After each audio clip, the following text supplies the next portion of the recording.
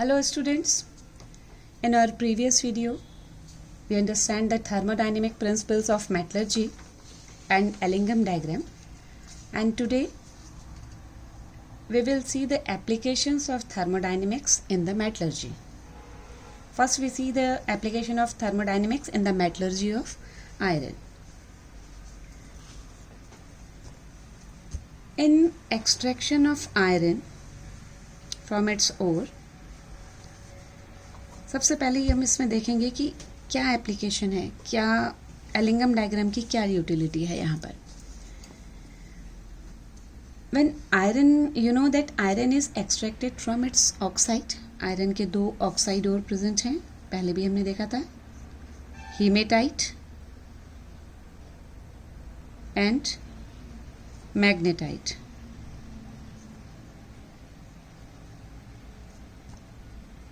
दोनों आयरन के ऑक्साइड हैं, Fe2O3 and Fe3O4. Iron is extracted from its oxide. The concentrated oxide ore of iron is mixed with limestone and coke. दोनों की क्या क्या utility है अभी हम देखेंगे आगे. Limestone and Coke. The concentrated ore of iron oxide plus limestone plus coke, these are fed into a blast furnace from its top. क्या रिएक्शंस होंगी? First of all FeO in solid state reacts with carbon. It gives iron. It may be solid or melting state, liquid state, and carbon monoxide gas is released. This reaction FeO plus C gives Fe plus CO. The reaction is considered as couple of two reaction. What happens here? The reduction of iron oxide to iron and oxidation of carbon to carbon dioxide, carbon monoxide CO. दोनों reactions को हम अलग अलग लिखेंगे. क्या होगा? FeO, it reduces to Fe and gives oxygen. Here del G is in converting FeO to Fe, and in second reaction carbon, it combines with the oxygen this and gives carbon monoxide in gaseous state. For this reaction del G for converting is used for converting C to CO. So the net Gibbs energy chain becomes the sum of these two, this and this. दोनों का जो combination है वो final del जी की value है. The resultant reaction takes place. Resultant reaction means this. The resultant reaction takes place when free energy of second is more negative than the first reaction. Ellingham diagram given है, मैं NCERT की book में देखते हैं. देखिए, जो कल हमने देखा भी था, आपको पता है कि जो एलिंगम डायग्राम है, it is a plot between free energy and temperature. Gives free energy versus temperature, इसके बीच में प्लॉट है. बहुत क्लियर डायग्राम है, ज़्यादा अच्छा समझ में आ रहा है. यहाँ से आपको टेम्परेचर इंक्रीज हो रहा है और ये नेगेटिव वैल्यू है गिव्स फ्री एनर्जी की. क्या होगा इसमें? इन क्या दिखा रहा है एलिंगम डायग्राम? द डेल जी, ये ब्लू लाइन जो इंडिकेट कर रही है Fe से FeO बनने वाली, दिस लाइन गोज अपवर्ड. आपको बिल्कुल क्लियर दिख रहा है ग्राफ में. This line goes upward while the del G, carbon से कार्बन मोनोऑक्साइड बनने वाली, this line goes downward with rise in temperature. आप देख रहे हो टेम्परेचर इधर बढ़ रहा है. ये लाइन आपकी Fe से FeO की ऊपर की ओर जा रही है, और जो दिस लाइन जो है कार्बन से carbon monoxide, this goes downward with increase in temperature. एक टेम्परेचर रेंज है जहाँ पर ये दोनों लाइनें एक दूसरे को इंटरसेक्ट कर रही हैं. ये टेम्परेचर है आपका 1073 केल्विन या 800 डिग्री सेंटीग्रेड। इस टेम्परेचर पर क्या हो रहा है, at the temperature greater than 1073 kelvin और 800 degree centigrade, line is much lower than this line. The formation of carbon monoxide वाली जो लाइन है, this line is much lower than this line. ये देखो आप, ये टेम्परेचर है, यहाँ से थोड़ा सा आप आगे की ओर बढ़ रहे हैं या इस पॉइंट पर ये लाइन ज़्यादा नीचे है एज कंपेरिजन टू दिस.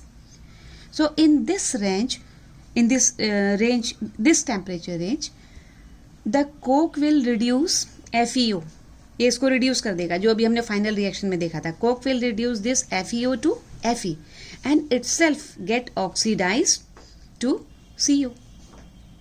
यही एलिंगम डायग्राम की यूटिलिटी है कि आपको इस प्लॉट से पता चल रहा है कि कौन बेटर रिड्यूसिंग एजेंट है, कार्बन मोनोऑक्साइड, कार्बन या कार्बन डाइऑक्साइड. आपको दिख रहा है कि जहां पर ये दोनों लाइनें इंटरसेक्ट कर रही हैं, ये टेम्परेचर रेंज है ये, और इससे नीचे जाने पर या इससे नीचे ये लाइन नीचे की ओर जा रही है, यानी कि गिब्स फ्री एनर्जी जो है नीचे की ओर आ रही है, मोर नेगेटिव वैल्यू आ रही है, और यही हमें चाहिए. गिब्स फ्री एनर्जी की negative value he feasibility of reaction बताती है. इसी से पता चलता है कि रिएक्शन स्पॉन्टेनियस है या नहीं. तो इसीलिए हम क्या करते हैं, कई बार हमने कल भी पढ़ा था, कल अपने प्रीवियस वीडियो में भी हमने देखा था कि जो रिजल्टेंट वैल्यू है डेल जी की वो नेगेटिव आए, इसलिए कई बार हमें रिएक्शन की कपलिंग करानी पड़ती है. इस केस में भी देखिए, फर्स्ट रिएक्शन जहाँ FeO आयरन ऑक्साइड आयरन में रिड्यूस हो रहा है, इसके लिए डेल जी की वैल्यू है पॉजिटिव 341 किलो जूल पर मोल. सेकंड जिसमें कार्बन ऑक्सीडाइज हो रहा है कार्बन मोनोऑक्साइड में, इसमें डेल जी की वैल्यू है -447 किलो जूल पर मोल. तो जो रिजल्टेंट रिएक्शन है ट्वाइस FeO प्लस 2 से gives iron and carbon monoxide. Delta G की जो रिजल्टेंट वैल्यू है इन दोनों की, जब हमने रिएक्शन की कपलिंग कराई तो ये माइनस में वैल्यू आ रही है, -106 किलो जूल पर मोल. सिंगल आपने, ये सब ट्वाइस में है, सिंगल आपने लिया तो इसका भी हाफ कर लिया आपने, तो टोटल वैल्यू जो है -53 किलो जूल पर मोल. नेगेटिव में रिएक्शन है, कपलिंग कराने का फायदा हुआ, जो ओवरऑल रिएक्शन का delta G free energy gives free energy की वैल्यू है वो माइनस में आई, और यही आपको चाहिए, इसीलिए आप कपलिंग ऑफ रिएक्शन करवाते हैं उसमें. तो एलिंगम डायग्राम से ये पता चला कि कौन बेस्ट रिड्यूसिंग एजेंट है. अब आगे हम देखेंगे कि आयरन की मेटलर्जी में क्या होता है, कौन कौन से स्टेप इन्वॉल्व हैं. तो फर्स्ट स्टेप है, जैसा आपने अभी तक पढ़ा था, 3 मेजर स्टेप आप पढ़ते हुए आए हैं. उसमें पहला स्टेप था, आपने जो देखा था उसमें था कंसंट्रेशन ऑफ ओर. तो यहाँ पर भी जब आयरन हमने बनाना है, आयरन की मेटलर्जी चल रही है, सबसे पहले आप यहाँ पर इसका कंसंट्रेशन होगा. कंसंट्रेशन इसमें होता है हाइड्रोलिक वॉशिंग मेथड से. आपने ये भी जाना था कि जो हाइड्रोलिक मेथड है इसका, हाइड्रोलिक वॉशिंग है, इसको हम ग्रेविटी सेपरेशन मेथड भी कहते हैं. जब उनके ग्रेविटी में डिफरेंस होता है तो ये किया जाता है. किसके, गैंग और जो मेटल आपको जिस ओर जो आपका प्रेजेंट है उनकी जब ग्रेविटी में डिफरेंस होता है तो हाइड्रोलिक वॉशिंग या ग्रेविटी सेपरेशन किया जाता है. तो इस मेथड से कंसंट्रेट करते हैं हम ओर को. सेकंड है, फिर आप क्या करते हैं, कैल्सिनेशन या रोस्टिंग. आपने 2 टर्म पढ़े थे वहाँ पर. कैल्सिनेशन यहाँ पर होगा क्योंकि ऑलरेडी आयरन जो है आपका आयरन ऑक्साइड के रूप में प्रेजेंट है. क्या करेंगे, इसको हम हीट करेंगे. जो यहाँ पर हमें आयरन ऑक्साइड के रूप में हमें कंसंट्रेटेड ओर मिला है, इसको हीट करेंगे in absence of air. Calcination का मतलब ही है in very limited supply of air, और we can say in absence of air. किस लिए, to remove the moisture and volatile impurities. क्योंकि ऑक्साइड फॉर्म में पहले ही मेटल है, अब हमने इसमें जो मॉइस्चर प्रेजेंट है, हाइड्रेटेड वाटर है, या इसमें कुछ ऐसे वॉलेटाइल इम्प्योरिटीज हैं, वो हीट करने पर वो भी रिमूव हो जाएंगी, मॉइस्चर भी हट जाएगा. तो सेकंड स्टेप हमारा हो गया कैल्सिनेशन. थर्ड स्टेप हमारा आता है ऑक्सीडेशन.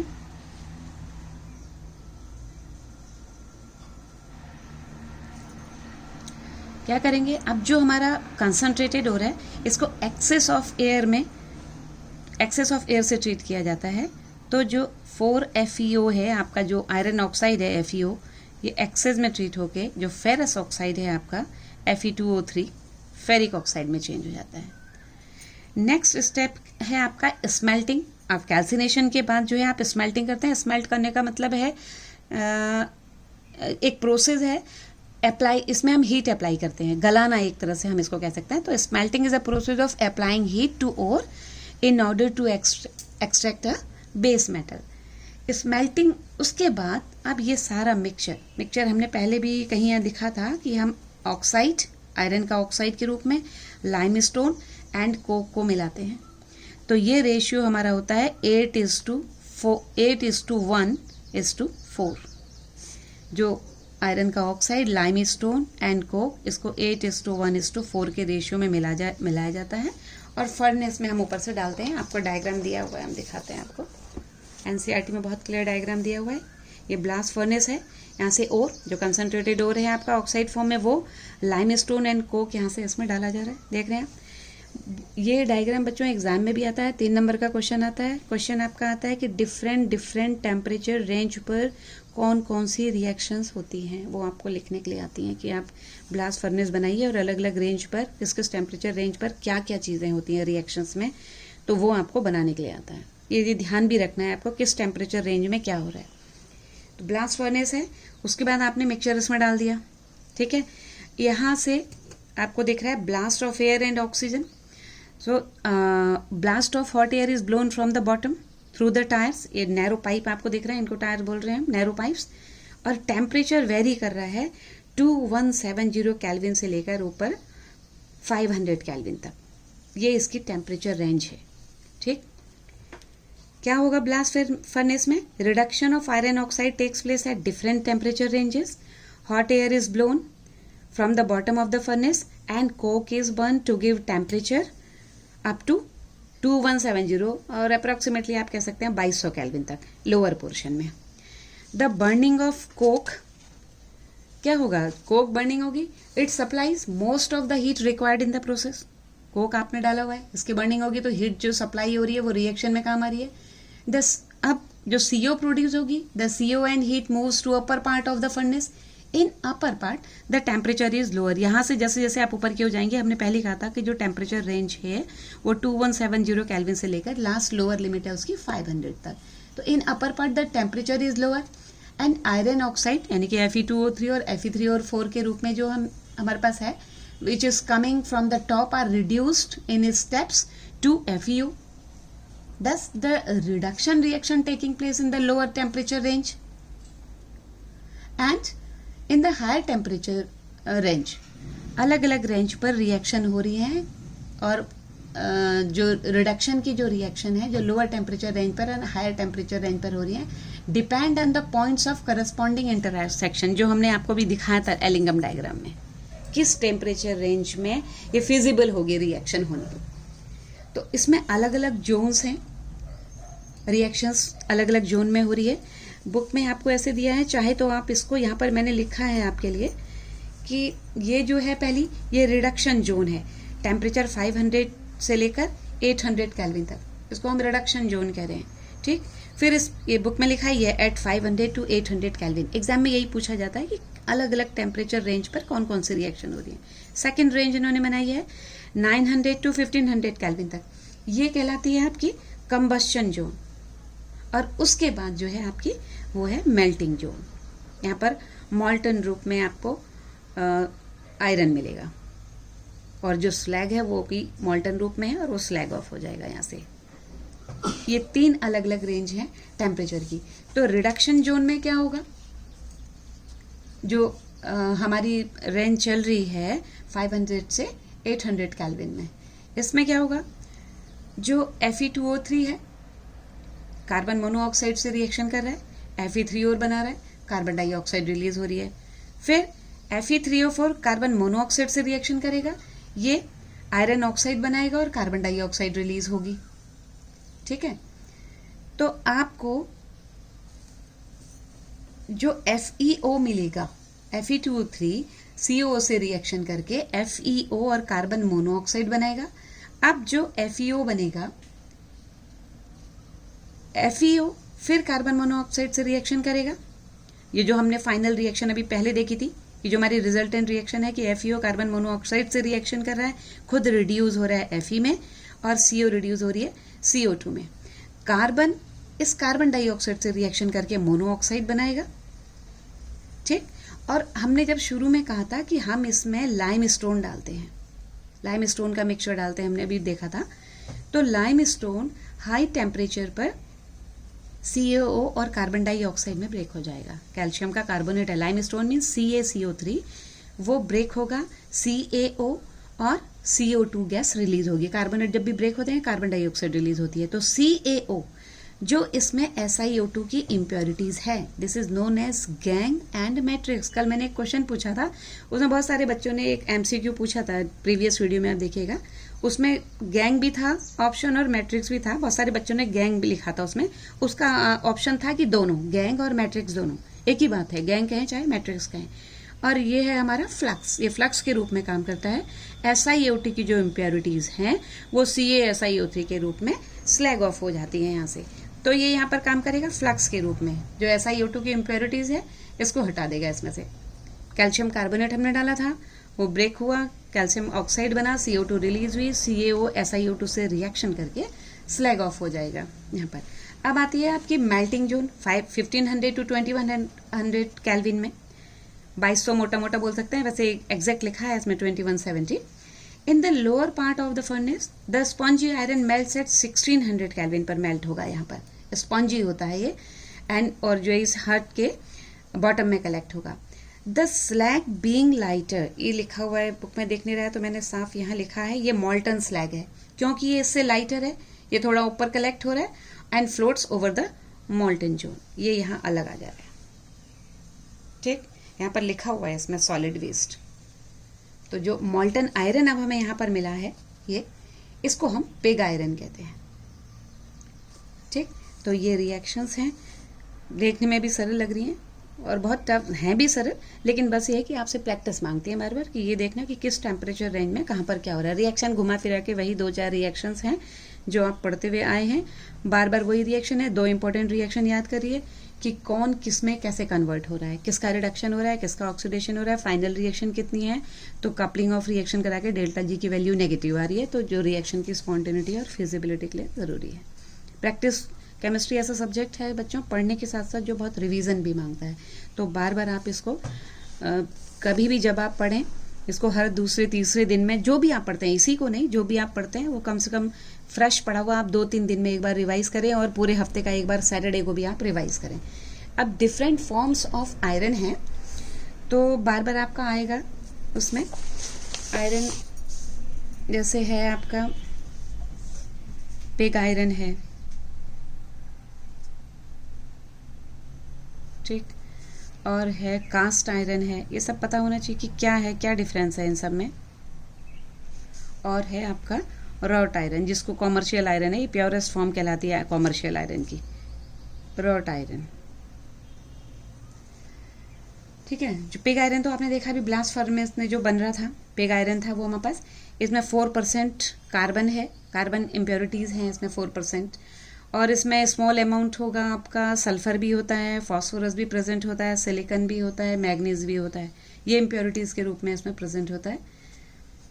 ठीक, और इसको फिर हम प्योरीफाई करके कॉमर्शियल यूज़ में लाते हैं। कास्ट आयरन है, ये पिग आयरन से थोड़ा अलग है, और कैसे बनाया जाता है, bye melting pig iron with scrap iron.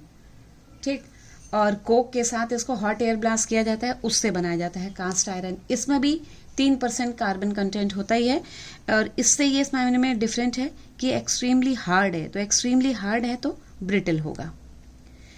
फिर है नेक्स्ट रॉट आयरन, इसको मैलिएबल आयरन भी कहते हैं हम। ठीक है, मैलिएबिलिटी है, अभी हमने देखा कि ये आयरन जो है ये हार्ड है एंड ब्रिटल है, ये आयरन जो है मैलिएबल है, मैलिएबल है और almost purest form of the commercial iron है रॉट आयरन। ठीक, लाइमस्टोन का क्या एक्शन है ये पूछा जाता है, हमने तुम्हें बता ही दिया पहले कि लाइमस्टोन जो है फ्लक्स के रूप में काम करता है, और इसमें जो इम्प्योरिटीज प्रेजेंट होती हैं, सल्फर है, सिलिकॉन है, फास्फोरस है, ये सब ऑक्सीडाइज हो जाती हैं और स्लैग में पास ऑफ हो जाती हैं। जैसे सल्फर है सल्फर डाइऑक्साइड के रूप में, SiO2 के रूप में, सिलिकॉन P2O5 फास्फोरस पेंटाऑक्साइड के रूप में, ये सब इसमें से रिमूव हो जाते हैं। सेकंड है आपकी कॉपर की मेटलर्जी देख लेते हैं। Copper, extraction of copper from cuprous oxide. Cuprous oxide. ठीक, आपको पता है कि जो कॉपर है वो कॉपर सल्फाइड के रूप में हमें इसका और मिलता है। कॉपर पायराइड्स आपने पढ़ा था CuFeS2। जनरली इसकी जो और है वो ऑक्साइड सल्फाइड रूप में है, लेकिन जो हमारा एलिंगम डायग्राम है वो क्या सजेस्ट करता है? एलिंगम डायग्राम सजेस्ट करता है कि the reduction of Cu2O is easier than Cu2S। Copper glance कहते हैं Cu2S, ये आप फॉर्मूले जरूर याद रखिएगा। Cu2O के रूप में इसका रिडक्शन इजियर है इन कंपैरिजन टू Cu2S। तो हम क्या करते हैं, पहले भी हमने देखा था कि रोस्टिंग से हम सल्फाइड और को ऑक्साइड फॉर्म में ले आते हैं। ठीक, तो इसको सुटेबल बनाने के लिए, रिएक्शन की स्पॉन्टेनिटी के लिए, इसकी सुटेबिलिटी देखते हुए कॉपर का जो सल्फाइड है Cu2S, इसको हम Cu2O में कन्वर्ट करते हैं। क्या क्या प्रोसेस होते हैं? सबसे पहले अगेन वही हर किसी की मेटलर्जी में जो हमने कॉमन मेटलर्जिकल प्रोसेस पढ़े थे उसमें सबसे पहले हमारा आता है concentration of the ore. Concentration, copper pyrite is powdered, powdery form में लाते हैं इसको हम। एंड देन कंसंट्रेशन, आपने बार बार याद है पढ़ा था कि जो सल्फाइड ओर है उनका कंसंट्रेशन हम करते हैं फ्रोथ फ्लोटेशन मेथड से।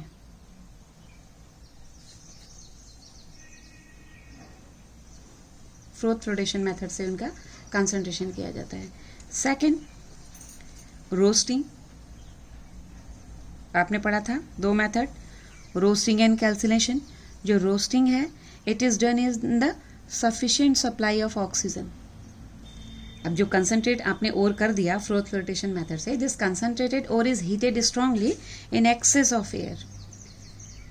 क्या होगा एक्सेस ऑफ एयर में? इसमें जो प्रेजेंट है फ्री सल्फर प्रेजेंट है, आर्सेनिक है, एंटीमनी है, they are removed as their oxides. क्योंकि सफिशिएंट सप्लाई ऑफ ऑक्सीजन है तो ये सब अपने ऑक्साइड के रूप में रिमूव हो जाएंगे।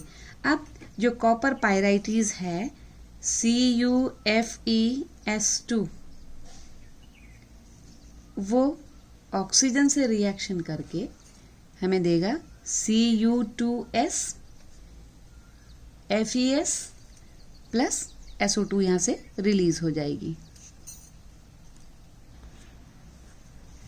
अब जो ये कॉपर सल्फाइड हमें मिला, कॉपर सल्फाइड रिएक्शन क्योंकि एक्सेस ऑफ एयर है, ऑक्सीजन से रिएक्शन करके ये बनाएगा Cu2O plus sulphur dioxide, gas release होगी। अब इस कॉपर जो ऑक्साइड है क्यूप्रस ऑक्साइड Cu2O, ये इजीली रिड्यूस हो जाएगा मेटेलिक कॉपर में, twice Cu plus Cu। Next है स्मेल्टिंग।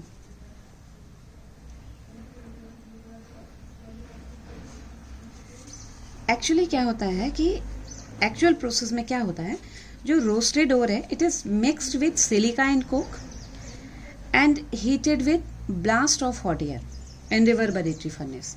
क्या रिएक्शंस उसमें होती हैं? जो ये हमारा यहाँ मिला Cu2O, ये रिएक्शन करता है, आपने देखा है ये रिएक्शन करेगा, जो Cu2O बन रहा है ये रिएक्शन करेगा FeS से।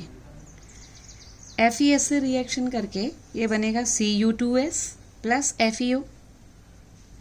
अब ये जो Cu2S आपका बना, पहले जो आपका Cu2O ने रिएक्शन, जो क्यूप्रस ऑक्साइड है इसने रिएक्शन करी आयरन सल्फाइड से, कॉपर सल्फाइड बना और FeO। FeS जो रिएक्शन में है ये रिएक्ट करेगा ऑक्सीजन से और बनेगा iron oxide plus 2SO2। This iron oxide, silica की जो इम्प्योरिटीज इसमें प्रेजेंट है वो FeSiO3 आयरन सिलिकेट के रूप में स्लैग ऑफ हो जाएगी। एक्चुअल प्रोसेस में ये होता है। आपको पता है, पहले भी मैंने बताया था, पूछा भी जा सकता है, याद रखिए। What is copper metal? जो मॉल्टन मास है Cu2S का, Cu2S and FeS and Cu2S, molten mass के रूप में जो प्रेजेंट है ये कहलाता है कॉपर मेटे। आयरन ऑक्साइड जो प्रेजेंट है आपने देखा SiO2 से रिएक्शन करके ये FeSiO3 आयरन सिलिकेट के रूप में स्लैग ऑफ हो जाता है। In copper matte some silica is added and a blast of hot air is blown in silica line converter. Then the remaining iron sulfide is oxidized. जो iron sulphide है ये oxidise होकर के it gives twice FeO. Again sulfur dioxide is released. Fe SiO2 से reaction करके फिर यहाँ पर जो बचा है वो भी FeSiO3 के रूप में slag off हो जाएगा. In this way all the iron is removed and excess of silica is absorbed by lining. Now copper sulfide.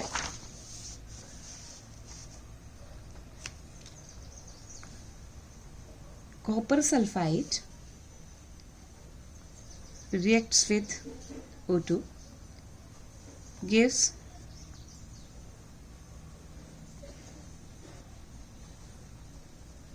cuprous oxide, sulfur dioxide is released, and this cuprous oxide reacts with Cu2s. आपने पढ़ा था, अगर याद आ रहा है आपको तो auto reduction आपने एक पढ़ा था। कॉपर सल्फाइड रिएक्शन कर रहा है ऑक्सीजन से, क्यूप्रस ऑक्साइड बन रहा है। ये क्यूप्रस ऑक्साइड फिर जो उसमें प्रेजेंट है Cu2s कॉपर सल्फाइड उससे रिएक्शन कर रहा है और रिड्यूस हो जा रहा है कॉपर में और SO2 रिलीज हो रही है। ये ऑटो रिडक्शन है। अगर आपको याद हो तो आपने पढ़ा था, जो रिडक्शन के अलग अलग तरीके पढ़े थे उसमें आपने पढ़ा था एक सेल्फ रिडक्शन या ऑटो रिडक्शन का। बच्चे ने किसी ने क्वेश्चन भी पूछा था मेरे से, ऑटो रिडक्शन सेल्फ रिडक्शन एक ही बात है। The molten copper is allowed to cool, जो यहाँ पर हमें मिला है मॉल्टन स्टेट में, और जो अभी भी जो इसमें जो SO2 प्रेजेंट है ड्यूरिंग कूलिंग, डिजॉल्विंग जो डिजॉल्व SO2 है, it comes out in the form of blister, so it is known as blister copper. आपने कॉपर और आयरन दो मेटलर्जी पढ़ी है, एक थोड़ा सा दिया है बुक में, थोड़ा सा आप जिंक के बारे में भी जान लेते हैं। जिंक की मेटलर्जी क्या है? जिंक को भी जो है फ्रॉम जिंक ऑक्साइड, इसका ओर है उससे बनाया जाता है, जिंक फ्रॉम जिंक ऑक्साइड। ठीक, जिंक ब्लेंड होता है एक्चुअली, जो उसका ओर है इंपॉर्टेंट वो है ZnS। ये फॉर्मूले सब याद रखने हैं आपको, ZnS, it is known as zinc blende. Oxide कहाँ से मिलेगा? हम लिख रहे हैं कि zinc, extraction of zinc from zinc oxide. Understood है कि ZnS है, जिंक ब्लेंड के रूप में हमें मिल रहा है, हम इसको पहले ऑक्साइड रूप में कन्वर्ट कर रहे हैं। Zinc oxide is obtained from zinc blende and then zinc is extracted from zinc oxide. क्या होगा? सबसे पहले तुम्हें पता है कि जिंक सल्फाइड है, सल्फाइड ओर है, तो कौन सा प्रोसेस होगा कंसंट्रेशन ऑफ ओर के लिए? फ्रोथ फ्लोटेशन प्रोसेस होगा। उसके बाद क्योंकि सल्फाइड ओर है तो इसमें दूसरा भी कैल्सिनेशन और रोस्टिंग में कौन सा प्रोसेस होगा? रोस्टिंग होगा, क्योंकि सल्फाइड ओर में हम रोस्टिंग करते हैं and roasting is done in sufficient supply of oxygen. तो ZnS जिंक सल्फाइड जो है उसको O2 से रिएक्ट करा के हम पहले ले आएंगे जिंक ऑक्साइड के रूप में और SO2 यहाँ पर रिलीज होगी। The zinc oxide is then mixed with coke and clay to make briquettes, and briquettes जो है कॉम्पैक्ट मास होता है उसको बोलते हैं। The briquettes are heated at higher temperature at around 1673 Kelvin to give zinc. The temperature in this case is higher than that of copper. ZnO जो zinc oxide हमें यहाँ से मिला है, जिंक सल्फाइड को हमने जिंक ऑक्साइड में convert किया, कार्बन के साथ इसको रिड्यूस कराते हैं, हायर टेम्परेचर रेंज है 1673 केल्विन की रेंज है।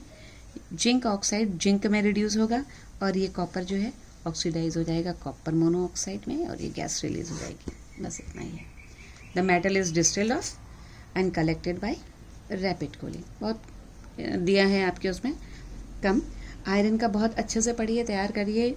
1 नंबर 2 नंबर 3 नंबर वाले क्वेश्चंस में बहुत क्वेश्चन पूछे जाते हैं उसमें। सेकंड है आपका कॉपर। बहुत सारे स्टेप जो हमने पढ़े हैं वो सब बीच बीच में यहाँ पर आ रहे हैं। देखो जो आपने जर्नल पढ़े थे कि फ्लोट फ्लोटेशन पढ़ा था, आपने हाइड्रोलिक वॉशिंग पढ़ा था, मैग्नेटिक सेपरेशन पढ़ा था कंसंट्रेशन ऑफ ओर में, फिर आपने उधर कैल्सिनेशन एंड रोस्टिंग पढ़े थे, ऑटो रिडक्शन पढ़ा था, सारे प्रोसेस यहाँ इस्तेमाल हो रहे हैं, क्वेश्चन पूछे जाते हैं और जर्नल में आपने सब पढ़ लिया तो वही सारी चीज़ें यहाँ पर अप्लाई होके हम देख रहे हैं। तो ये 3 मेटलर्जी हैं। नंबर 1 आपकी आयरन, कॉपर एंड जिंक। तो इनको ध्यान से देखिए। रिएक्शन की जो इक्वेशंस हैं बार बार प्रैक्टिस मांगती हैं और थोड़ा सा आपको टेम्परेचर रेंज याद रखनी पड़ेगी कि किस टेम्परेचर रेंज पर कौन सी रिएक्शन हो रही है। नेक्स्ट वीडियो में हम अपने इलेक्ट्रोकेमिकल प्रिंसिपल्स ऑफ मेटलर्जी देखेंगे। ओके।